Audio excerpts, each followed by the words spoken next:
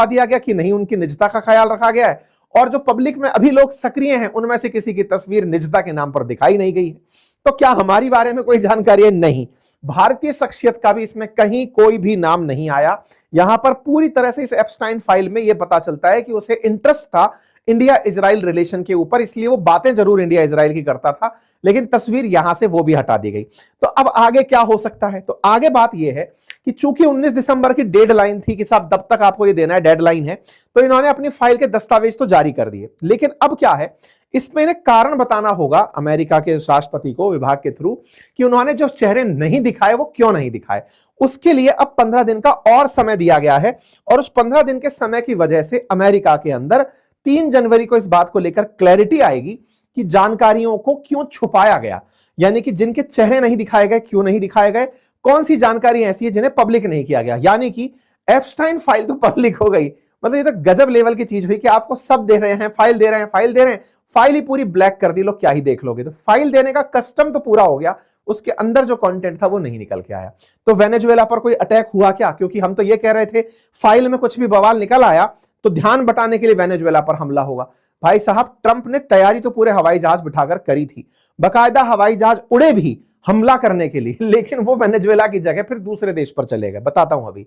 लेकिन वेनेजुएला बच गया, क्यों? क्योंकि उसका कहीं से ट्रंप का नाम नहीं था, तो ट्रंप को ध्यान नहीं हटाना पड़ा, मादुरो बच गए। कुल मिलाकर के मादुरो के ऊपर इलेजिटिमेट तरीके से कहा गया कि ये शासन कर रहे हैं, आरोप हुआ अमेरिका की तरफ से, लेकिन हमला नहीं हुआ। तो अमेरिकी हमला बच गया, अमेरिकी हमला वेनेजुएला पर होने से बच गया, यानी कि ट्रंप का नाम नहीं आया तो सारी चीजें बच गई। लेकिन जो हवाई जहाज तैयार हो चुके थे उनका क्या?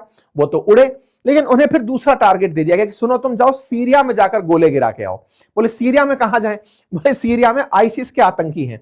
भाई Islamic State of Iraq and Syria ही तो था आईसिस। आईसिस अमेरिका विरोधी था, और आजकल इन्होंने अल शरा बिठाई रखा है सीरिया के अंदर, जिसको अमेरिका ने शाबाशी दे रखी है। बोले बता भाई कहां गोले गिरवाने? तो उसने अपने विरोधियों पे गोले गिरवा दिए। अमेरिका के द्वारा 100 से अधिक जगह पर हमले की बात निकल कर आ रही है। 70 ठिकानों पर मतलब ऑपरेशन हॉक आई चलाया गया, और वहां पर भर भर के गोलियां चलाई गई। ट्रंप ने कहा कि साहब देखो हमने बदला ले लिया है, कुछ अमेरिकन की जान ली थी आईसिस के आतंकियों ने, हमने सीरिया में घुस करके उनको मार दिया है। कौन ने किया यह काम?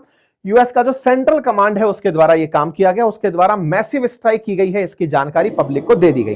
बढ़िया हवाई जहाज उड़े अमेरिका की तरफ से, तैयारी तो पूरी थी कि ये वेनेजुएला के रास्ते जाएंगे, लेकिन जब नाम नहीं आया मैनेज हो गया, क्योंकि ट्रंप को भी डर था कहीं मैनेज नहीं हुआ तो क्या होगा। तो बोले तैयार तो रखो, अगर कुछ भी हुआ तो इनको बस बोल देंगे कि जाओ मादुरो के ऊपर गिरा कर आओ। तो ये जाकर के सीरिया पर कुल मिलाकर के गिरा कर आ गए। यानी कि कल हमले तो हुए लेकिन वो वेनेजुएला पर नहीं हुए,